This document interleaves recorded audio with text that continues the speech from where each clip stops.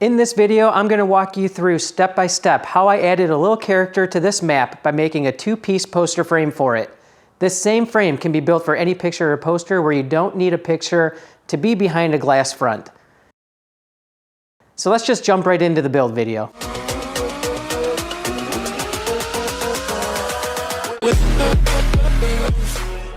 We start off by measuring the poster to get the exact width. If you don't have a large accurate ruler, you can simply place the piece of wood directly on the poster and mark directly on the wood.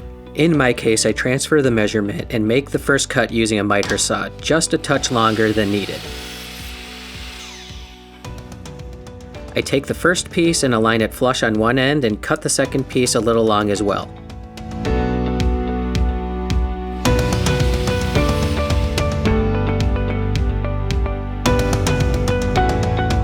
Making sure the ends which are not being cut are flush with each other, I make the final cut, which ensures each piece are identical lengths. Using a stop block on your miter saw would get you the same result. Stay tuned for my miter station build coming soon. Now we're going to set up the table saw to make the groove where the poster and spline will be inserted.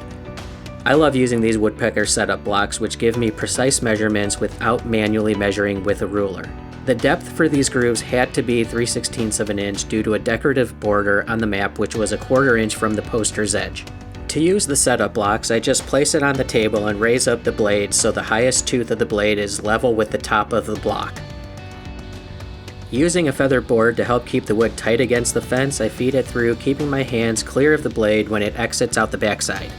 That's for all of you safety police out there.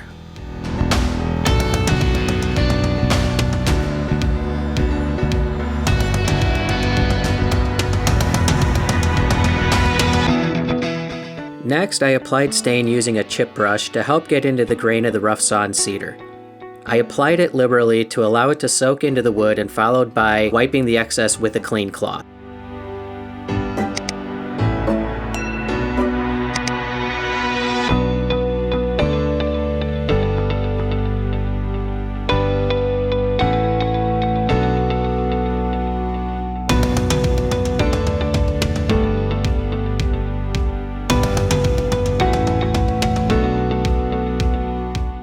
I'm using D-ring hangers to hang the frame. An easier option would be to screw in some metal eye screws to the top of the top frame. Using my pocket rules, I'm able to accurately replicate the exact measurements for each hook on both sides of the frame. If you don't have a set of these pocket rules, I highly suggest looking into them. I find myself grabbing for these whenever I'm doing repeatable measurements. These are from ClearStyle Tools and are just as good as the very expensive brands at a fraction of the price and can be purchased at Amazon using my affiliate link below. I use one rule to transfer the measurement in from the side and a second rule to measure up from the bottom.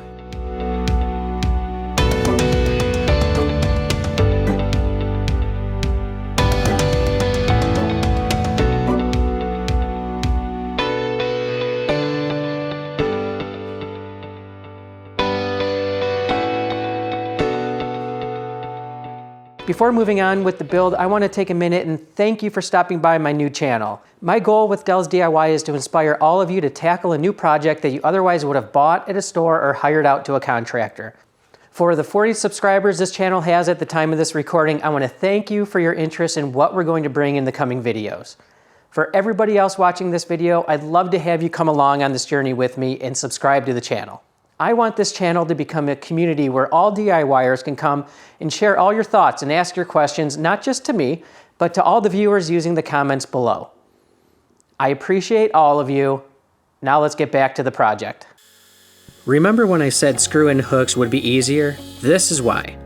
I wanted the frame to lay flat against the wall, so if I just screwed these into the back, the top half of the frame would stick out about 1/8 of an inch. Using an 1/8 inch straight bit and trim router, I cleared out a space for the hanger to be inset in the frame. My advice is just use an eye screw and save yourself the extra work.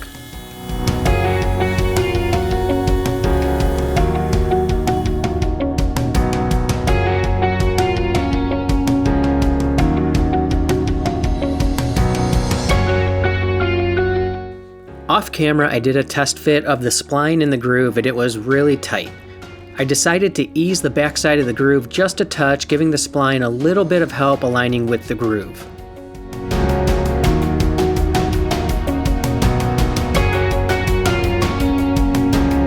Now we're going to attach the map to the frame using window screen spline, which will get pushed into the groove with the map. The friction from the tight fit will keep the map snug inside the frame without damaging the map. Since you don't want to see the spline when it's hung on the wall, we're going to insert the spline from the back side of the frame. Starting from one end, I work my way down by squeezing the spline into the groove. One challenge I ran into is the map kept slipping out of the groove, so I used a small piece of spline on the opposite end to keep it in place.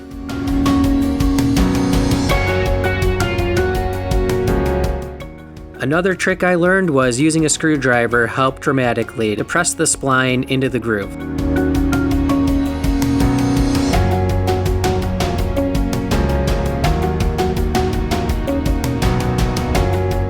The final step is to tie on some sort of string, which is used to hang it on the wall. I used a piece of twine to add to the old rustic look, but you can use a leather shoelace, a picture wire, or braided rope, whatever will complement the look you're aiming for best. And that's it, we're done. Overall, we love how it turned out, and it was a really easy project to complete in an afternoon. I hope you enjoyed this video, and if you did, click the like and subscribe buttons so I know I'm doing something worthwhile. If you have any questions on the build or suggestions on how to do something better or different, leave those in the comments below and I'll respond to every one of them. Thanks for stopping by, and we'll see you on the next episode.